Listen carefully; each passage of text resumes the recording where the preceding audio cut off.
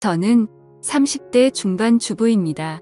결혼한 지는 4년 정도 됐는데 아직 아이는 없어요. 우리 부부는 맞벌이 중인데 남편은 돈을 벌느라 정말 바쁘거든요. 돈에 쪼들리는 형편도 아니었는데 남편은 유난히 돈에 집착했어요. 그런 남편 때문에 참 많이 다투기도 했는데 나중에는 거의 포기하고 살고 있었어요. 처음에는 집 산 거 대출만 갚고 아이 계획을 세우자고 말하던 남편은 대출금을 다 갚았음에도 불구하고 여전히 조금만 더 라면서 아이 계획을 미루고 있었어요. 그러던 어느 날 당신이 잊고 있나 본데 나 지금 30대 중반이야. 더 미루면 안 되는 나이란 말이야. 라며 제가 남편을 쏘아봤어요. 솔직히 나이가 들면 들수록 걱정도 많이 됐고 거기다 친구들 출산 소식이 들려올 때마다 조바심도 났거든요. 그렇다고 해서 출산한 친구들이 돈이 많은 것도 아니었고 사실 우리가 더 낳으면 낳았지 부족할 게 없었거든요.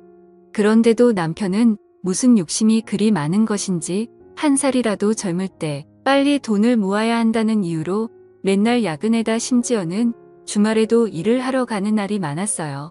그런 남편을 보며 저도 조금씩 부부의 정이 떨어져가고 있었고 어느 순간부터 남편과 각방을 쓰게 되었어요. 하지만 남편은 그런 저를 전혀 이해하지 못했는데 아니 내가 나 혼자 잘 먹고 잘 살자고 이러는 것 같아. 우리 가족 남부럽지 않게 살려고 이러는 거잖아. 근데 당신은 그것도 이해 못해줘? 라며 오히려 화를 내기 일쑤였어요. 그렇게 남편과 저는 골이 깊어져 가고 있었고 그런 우리를 보며 시어머니는 내가 너한테 항상 미안하구나. 도대체 왜 그렇게 돈에 집착하는지 모르겠구나. 내가 다시 한번 잘 타일러 보마. 라며 항상 제게 미안해 하셨어요. 남편의 여동생인 신우이도 언니 요즘 오빠 때문에 힘들다면서요. 엄마 아빠가 불러서 알아듣게 말한다고 하니까 언니가 조금만 이해 좀 해주세요. 근데 제가 봐도 속 터지겠네요. 언니 나이도 있는데 도대체 왜 그러는 건지 모르겠어요.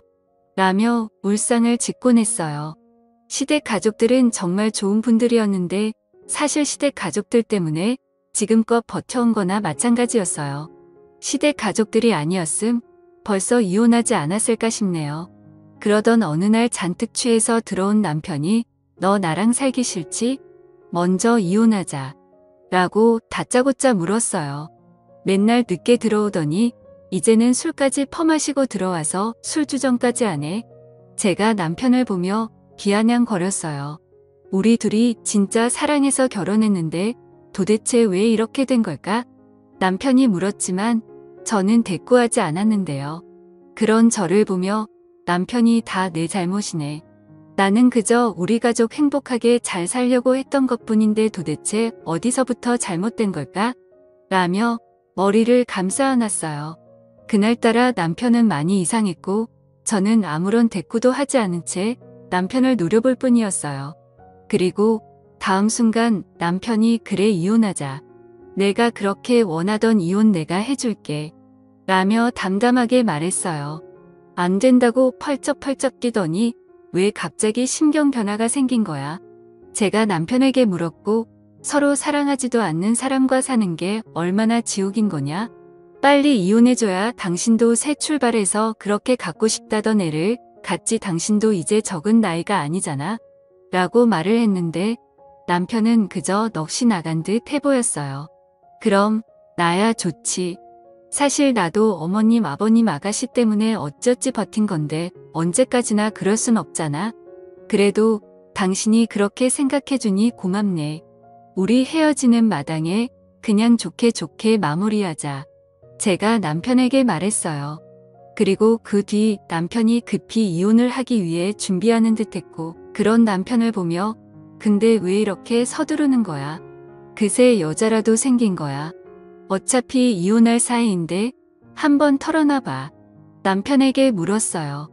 맞아, 당신 말대로 나 여자 생겼어. 근데 그 여자가 얼마 전에 임신까지 했어. 이제 몇 달 뒤에 내 아이가 나오거든. 그러니까 빨리 이혼하자. 라며 남편이 충격적인 사실을 털어놨어. 아, 그래서 그동안 맨날 늦게 왔던 거였구나. 거기다 주말마다 일하러 가는 이유가 다 있었던 거구나. 근데 나는 천치같이 전혀 모르고 있었네. 남편에게 충격적인 사실을 들었음에도 저는 별 느낌도 없었는데 오히려 그런 제 모습에 더 놀랐던 것 같네요. 그 뒤 남편은 이혼을 진짜 서둘렀어. 저기 말이야, 내가 바람 펴서 이혼하는 거잖아. 그러니까 이 집은 당신에게 줄게. 어차피 문제는 나한테 있는 거니까. 어느 날 남편이 뜬금없이 말했어. 뭐, 당신 같은 짠돌이가 이 집을 나한테 주겠다고? 당신 그 여자 진짜 사랑하는가 보다. 그렇게 아등바등 돈에 미쳐서 살던 사람이 집까지 나한테 주면서 이혼을 서두르는 거 보니 그런 남편을 보며 마음이 참 이상했는데 아이도 자꾸 미루던 그런 사람을 하루아침에 그렇게 변하게 한 여자가 누군지 궁금했어요. 그 뒤 저는 시어머니에게 전화를 했어요. 어머님 혹시 얘기 들으셨어요? 그이가 이혼하자고 해서 우리 이혼해요. 근데 그이가 지금 사귀고 있는 사람이 있다고 하는데 들으셨어요? 그래 얘기 들었다. 그래서 말인데 내가 빨리 정리를 좀 해줬으면 좋겠구나. 조금 있으면 우리 손주가 나온다고 하는데 서둘러야 하지 않겠니? 시어머니의 목소리가 전과는 완전히 달라져 있었어요. 그런 시어머니를 보니 살짝 기분이 나빠졌어요. 어머님도 손주 태어난다니까 좋으신 모양이네요. 당연한 거 아니겠냐? 내가 결혼한 지가 벌써 몇 년째인데 아직 내 품에 손주가 없다는 게 말이나 되는 거냐? 이게 얼마나 큰 경사냔 말이야. 시어머니는 마치 이 모든 것이 제 잘못이란 듯이 말했어요. 어머님 말씀이 좀 서운하네요. 제가 안 낳겠다고 한 것도 아니고 그이가 지금껏 계속 미뤘다는 거 어머님도 잘 알고 계시잖아요. 그런데 어떻게 그런 말씀을 하실 수가 있어요? 그러니까 내가 똑바로 했어 봐라. 우리 아들이 그러겠냐는 말이야. 그동안 나도 내 말을 믿었었다. 그런데 지금 만나고 있는 애랑은 만난 지 얼마 되지도 않았다는데 벌써 애가 들어섰다지 않니? 그러니까 그동안 너한테 문제가 있었다는 거지. 시어머니는 마치 그동안 많이 참았다는 듯이 제게 다 쏟아내기 시작했어요. 그런 시어머니의 말에 제가 순간 울컥하고 말았는데요. 사실 남편이랑 사이가 안 좋았음에도 시어머니의 따뜻한 말에 위로받으며 잘 견뎌왔었거든요. 하지만 그날 시어머니의 그러한 싸늘한 말을 들으며 제가 큰 착각을 한 것이었구나 하는 생각을 하게 되었고 그동안 시어머니가 철저히 연기를 한 것이라는 생각마저 들었어요. 알겠습니다. 오히려 어머님이 그렇게 말씀해 주시니 있던 정도도 뚝 떨어지네요. 따로 찾아뵙고 인사드리진 않겠습니다. 그럼 전화 끊겠습니다. 다음에 제가 급히 전화를 끊어버렸어요. 그런데 전화를 끊자마자 참았던 눈물이 쏟아져 나왔어요. 그동안 의지하던 시어머니에게 조차 배신당했다는 생각이 머릿속에 가득했거든요. 그렇게 한동안 눈물만 흘리고 있었는데 신우이에게 전화가 걸려왔어요. 언니 이혼한다면서요. 아가씨도 제게 서운한 얘기하려고 전화한 거예요. 제가 신우이에게 싸늘한 목소리로 물었어요. 아니 그런 건 아니고 지금 이런 마당에 얼굴 보고 인사는 못할 것 같고 그래서 전화로라도 인사하려고 했죠. 신우이가 기어들어가는 목소리로 말했어요. 아가씨도 조카 생긴다고 하니까 좋은가 보네요. 모두들 제가 빨리 떠나주기를 아주 간절히 바라는 그런 느낌이네요. 걱정하지 마세요. 우린 애도 없어서 금방 끝날 거니까. 그게 아니라 언니한테는 정말 미안해요. 그냥 그 말하고 싶어서 전화했어요. 순간 신우이가 울컥했는지 잠시 침묵했어요. 그러더니 곧 언니 난 누가 뭐래도 언니 편이었어요. 그리고 언니를 제 친언니로 생각한 것도 사실이에요. 언니 정말 보고 싶을 거예요. 그리고 잘 사셔야 해요. 신우이가 말했는데 신우이의 목소리는 눈물을 가득 머금고 있었어요. 그런 신우이에게 뭐라 대답하지도 못한 채 통화가 끝나버렸고 신우이의 그런 모습을 보니 다시 제 마음이 안 좋아졌어요. 그동안 신우이와 저는 정말 사이가 좋았거든요.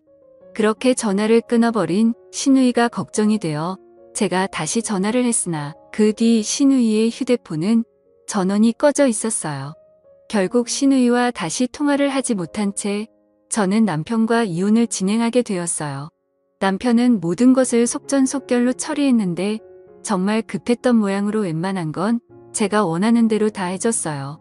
이 집은 이제 당신 거니까 당신이 팔고 이사를 가든지 그냥 살든지 마음대로 하고 난 짐 싸다 바로 나갈게. 근데 앞으로 그냥 가지고 있는 것도 나쁘진 않을 거야. 남의 남편이 제게 조언했지만 당신 같으면 이 집에서 살 수 있겠어? 당신 말이야. 내가 상관장 소통 안 한 거 감사하게 생각해. 그래서 내가 아파트까지 당신한테 다 주고 당신이 해달라는 거 다 해줬잖아. 암튼 그건 고맙게 생각할게. 남의 남편이 급히 짐을 싸서 나갔어요. 그 뒤 저는 집을 팔려고 내놨지만 빨리 팔리지 않았고 우선 그대로 살고 있었어요. 사실 그쯤에서는 남편에게 이미 정이 떨어져 버렸기에 남편이 그립다거나 그렇지도 않았거든요. 그렇게 얼마나 지났을까요? 제 친한 친구 진주에게 전화가 한 통 걸려왔어요. 잘 지내고 있는 거야. 너 그러고 사는데 내가 이러니 널 챙길 수도 없고 미안하다. 친구 진주가 미안한 듯 말했어요. 아니야. 너 몸이 그런데 무슨 그런 말을 하냐? 오히려 내가 널 챙겨야 하는데 내 꼴이 이러니 내가 더 미안해. 친구 진주는 얼마 전에 갑상선 암 진단을 받고 치료 중이었거든요. 아니야. 그래도 갑상선 암은 암 중에서 착한 병이라고 하잖아. 수술하고 치료받으면서 많이 좋아졌어. 정말 많이 나아진 것인지 진주의 목소리가 밝아 보였어요. 저기 근데 말이야. 나 오늘 내 전남편 봤다. 그래? 같은 하늘 아래에 사는데 마주칠 수도 있지 뭐. 제가 별 관심 없다는 듯이 말했어요. 근데 내 전남편 바람나서 이혼했다고 하지 않았어? 야, 그 인간 얘기는 하지도 말자. 피곤하니까. 제가 진주에게 말했지만 나도 웬만하면 전화 안 하려고 했지. 근데 말이야. 내 전남편 너한테 그렇게 하고 벌 받는가 보다. 친구 진주가 아주 고소하다는 듯이 말했어요. 그게 무슨 말이야? 벌 받는 것 같다니? 아니 너도 알다시피 내가 암 전문병원에 다니잖아. 근데 내 남편이 환자복을 입고 거기에 있더라니까. 그게 무슨 말이겠냐? 내 남편이 지금 암에 걸렸다는 거지. 뭐, 암에 걸렸어? 그렇다니까. 내 시어머니가 부축해서 병실로 들어가는 거 내가 봤다니까. 진주가 확실하다는 목소리로 말했어요. 내가 잘못 본 거 아니야? 멀쩡하던 사람이 갑자기 무슨 암이야? 야, 어느 날 갑자기 걸리는 게 암이야. 나도 봐라. 갑자기 그랬잖아. 내가 혹시나 싶어서 몰래 지켜봤는데 내 전남편이 확실했어. 이게 무슨 일이야? 알았어. 내가 확인 좀 해볼게. 라고 제가 말했어요. 뭐, 내가 확인을 하긴 뭘 확인을 해봐. 그냥 모른 척해. 지금에 와서 내가 확인해서 뭐하게? 너 정신 똑바로 차려. 이혼당해놓고는 아직도 정신 못 차린 거냐? 순간 진주가 제게 화까지 내면서 말했어요. 알았어. 알았으니까 걱정하지 말고 넌 치료나 잘 받아. 라며 제가 전화를 끊었어요. 그리고 곧 신우이에게 전화를 했어요. 언니, 오랜만이네요. 다시 연락할 일 없을 줄 알았는데 어쩐 일이세요? 아가씨 그 바람난 여자랑 재혼했어요? 네. 아, 그럼요. 벌써 재혼했죠. 그래요? 그럼 지금쯤 아기도 태어났겠네요? 아들이에요? 딸이에요? 제가 신우이에게 단숨에 물었어요. 네. 그게 말이죠? 아, 딸이에요, 딸. 어찌나 예쁜지 몰라요. 세상에나. 오빠를 꼭 닮은 거 있죠? 그런 신우이의 말을 듣고 뭔가 이상하다 싶었는데요. 신우이는 거짓말을 잘 못하는 사람이에요. 아가씨 지금 거짓말하는 거죠? 그 사람 지금 어디 있어요? 거짓말이라니요. 제가 무슨 거짓말을 해요. 암튼 전 모르겠으니까 앞으로 다시 전화하지 마세요. 우리가 이렇게 통화할 사이는 아니잖아요. 신우이가 전화를 끊어버렸는데 신우이의 목소리는 어딘지 모르게 많이 어색해 보였어요. 신우이가 전화를 끊고 난 뒤 머릿속이 복잡해졌어요.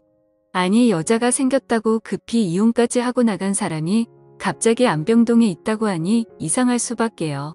그렇게 저는 남편의 뒷조사를 하게 되었는데 평소 알고 지내던 남편의 친한 친구에게 연락을 했어요. 재수 씨, 갑자기 연락 와서 깜짝 놀랐어요. 남편의 친구가 놀라서 물었어요. 준혁 씨, 저 궁금한 게 있어서 어렵게 전화드렸어요. 아, 네, 말씀하세요. 남편의 친구가 당황한 듯 했는데 저기 제가 오늘 이상한 소리를 들어서 그런데 사실대로 말해줄 수 있어요? 다들 저한테 거짓말까지 하면서 뭔가를 숨기고 있거든요. 저기 그게 무슨 말씀이신지 준혁 씨? 그이랑 제일 친한 친구잖아요. 그러니까 다 알고 있잖아요. 그러니까 사실대로 말해주세요. 그 사람 바람났다는 거 다 거짓말이죠? 재수 씨, 저기 그게 말이죠. 아, 참 큰일 났네. 절대 말하지 말라고 했는데 라며 남편 친구가 어쩔 줄을 몰라 했어요. 부탁이니까 사실대로 말씀 좀 해주세요. 제발 부탁할게요. 제가 간절하게 말했어요.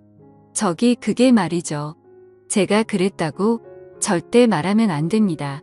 말하면 가만 안 둔다고 했어요. 라며 잠시 말을 멈춘 남편 친구가 제게 충격적인 사실을 말했어요. 사실은 바람난 거 아닙니다. 그놈이 밤낮으로 이런 건 재수 씨도 잘 알잖아요. 그런데 얼마 전에 암에 걸린 걸 알았어요. 몸이 이상해서 병원에 갔더니 대장암 3기라고 했다나 봐요. 근데 이게 반반 확률이라고 하던데 저도 잘은 몰라서요. 네, 대장암 3기요? 그러니까 암에 걸린 걸 숨기느라 이혼한 거라고요? 대체 이게 무슨 말도 안 되는 소리예요? 제가 흥분한 채 소리를 질렀어요. 저기 그게 재수 씨가 아이를 많이 원하잖아요. 그런데 암이 완치된다고 해도 방사선 치료에다 뭐에다 당분간 아이 갖기는 힘드니까 그냥 보내드리는 게 이치에 맞는 거라고 라는 말을 하던 남편 친구가 순간 말을 잊지 못했어요. 그리고 그 순간 전화기를 들고 있던 제 손이 덜덜 떨리고 있었는데요. 뭐라고요? 그래서 저와 이혼을 했다고요? 고작 그 이유 때문에요? 그게 말이죠. 사실 그 녀석은 재수 씨가 임신하게 되면 회사 관두게 할 생각이라고 악착같이 일만 했었어요. 그 녀석 어릴 때 부모님이 맞벌이 하느라 항상 바쁘셨거든요. 그래서 아이 낳으면 재수 씨가 집에서 아이들만 보길 원했어요. 그렇게 아이 키우면서 돈 걱정 안 하게 만들고 싶다고요. 그런데 그러다가 결국 몹쓸 병에 걸렸는데 재수 씨 힘들게 하고 싶지 않다고 저를 붙들고 통곡을 하고 울었어요. 물론 저도 처음에는 말렸어요. 그래도 재수 씨한테 말해야 한다고요. 근데 절대 안 된다고 난리를 치니까 거기다 환자이고 하니 다들 그렇게 하기로 한 거예요. 남편 친구가 그동안 있었던 일을 설명했고 그 순간 제 눈에서 눈물이 멈추질 않았어요. 정말 대단하시네요. 저만 바보 만들고 다들 좋으셨나 봐요. 재수 씨 진짜 그런 게 아니에요. 남편 친구가 저를 위로하려고 애쓰고 있었지만 잘 알겠습니다. 그리고 감사해요. 라며 제가 전화를 끊었어요. 그렇게 바로 신우이에게 전화를 했지만 전화를 받지 않았고 아가씨 다 들었으니까 전화 받으세요. 그 사람 지금 암에 걸렸다면서요? 라고 제가 문자를 보냈어요. 제 문자를 본 신우이가 제게 바로 전화를 했어요. 언니 어떻게 알았어요? 지금 어떻게 안 게 중요한 게 아니잖아요. 다들 저한테 어떻게 그럴 수가 있어요? 그럼 어머님도 저한테 일부러 그렇게 하신 거네요? 제가 신우이에게 기가 막힌 목소리로 물었어요. 미안해요, 언니. 엄마 아빠가 친딸 같은 언니가 마음 아파하는 거 못 보겠다고 그러셔서 저도 어쩔 수 없었어요. 차라리 모르고 떠나는 게 낫다고요. 라고 말을 하던 신우이가 결국 눈물을 흘렸어요. 그런 신우이에게 남편이 입원해 있는 병원과 병실을 물어서 급히 그곳으로 갔고 마침 병실을 나오던 시어머니와 딱 마주쳤어요. 아니, 내가 여긴 어떻게 온 거니? 시어머니 얼굴은 새파랗게 질려 있었는데 그만 가거라. 우린 널 항상 친딸이라고 생각하고 자랐어. 근데 부모가 딸한테 어떻게 그럴 수가 있느냐 말이야. 라며 시어머니가 급히 등을 돌렸어요. 어머님, 저 다 알고 왔어요. 아가씨랑 통화하고 왔다고요. 제가 시어머니에게 말했어요. 그 순간 등을 돌린 시어머니 몸이 움찔했는데 뭐야 너한테 다 말했어? 절대 말하지 말라고 했는데 왜 그렇게 말을 안 들어? 처먹는지 모르겠구나. 시어머니가 자푸자기한 얼굴로 저를 바라봤어요. 어머님, 그래도 이러시면 안 되는 거잖아요. 가족은 어려울 때 함께하는 게 가족이라면서요. 제가 첫 인사 드리던 날 어머님이 제 손을 꼭 잡으시면서 그러셨잖아요. 가장 힘들고 어려울 때 함께하는 게 가족이라고요. 그런데 어떻게 이럴 수가 있어요? 제가 원망스러운 눈빛으로 시어머니를 바라봤어요. 이거사, 네 나이가 이제 30살 중반이다. 근데 암 생기면 이젠 어떻게 될지 아무도 모른단다. 아이를 가질 수 없을지도 모른다잖니. 그럼 네 인생은 뭐가 되는 거냐? 우린 널 항상 친딸이라고 생각하고 자랐어. 근데 부모가 딸한테 어떻게 그럴 수가 있느냐 말이야. 그런 시어머니의 눈에는 눈물이 그렁그렁했어요. 어머님, 그래도 이러면 안 되는 거잖아요. 가족은 어려울 때 함께하는 게 가족이라면서요. 제가 원망 가득한 눈빛으로 시어머니를 다시 바라봤어요. 그럼 제 말에 시어머니가 이거사 뭐 하려고 여기에 발을 들여? 네가 이러는 거 아니까 우리가 말 못한 거야. 열려 빠진 거 같으니라고.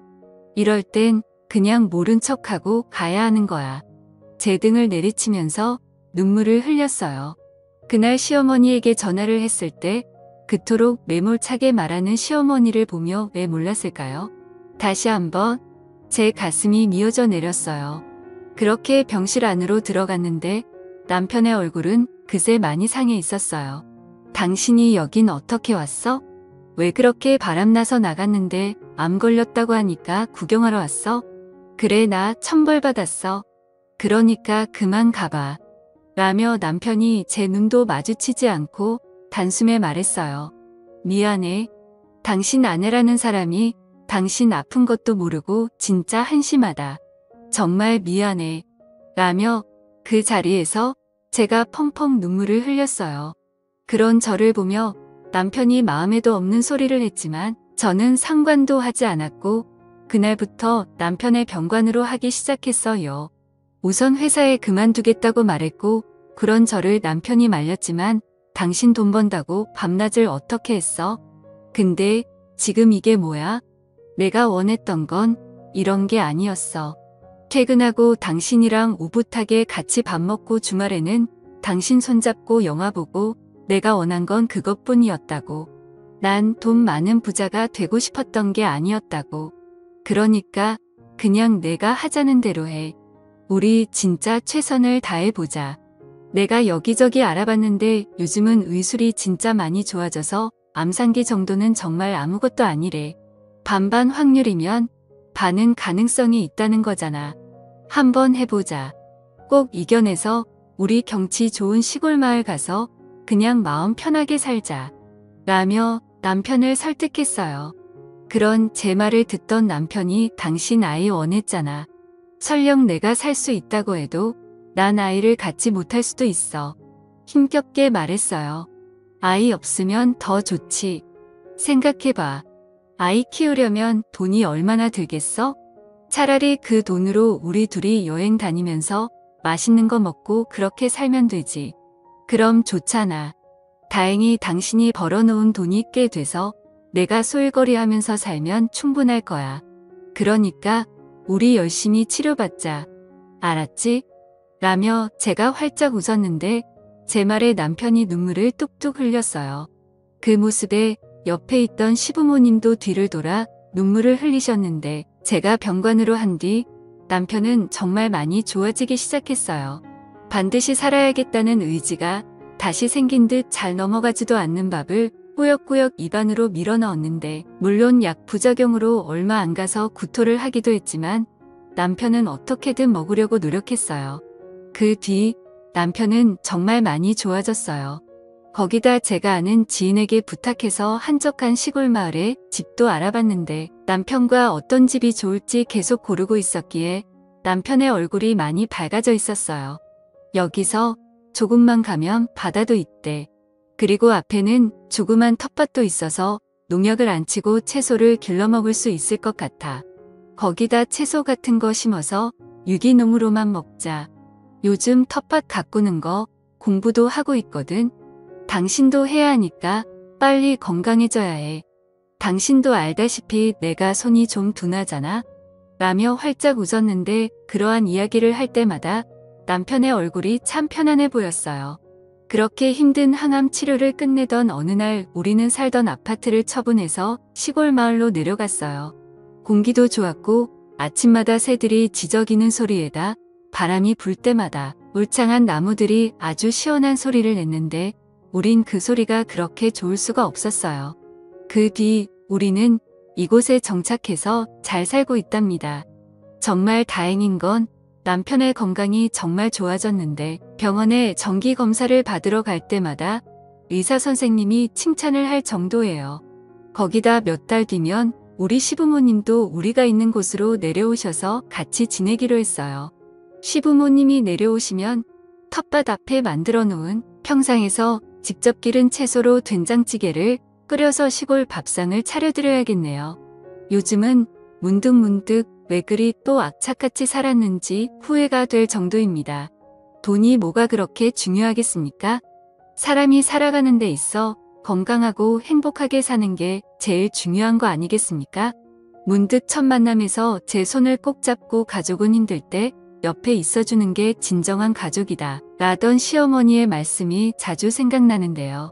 남편이 안병동에 있을 때 아픈 가족들을 남을 나라 하는 사람들을 많이 봤었는데 부디 힘든 시간일수록 가족들이 함께해 주시길 바라봅니다. 감사합니다.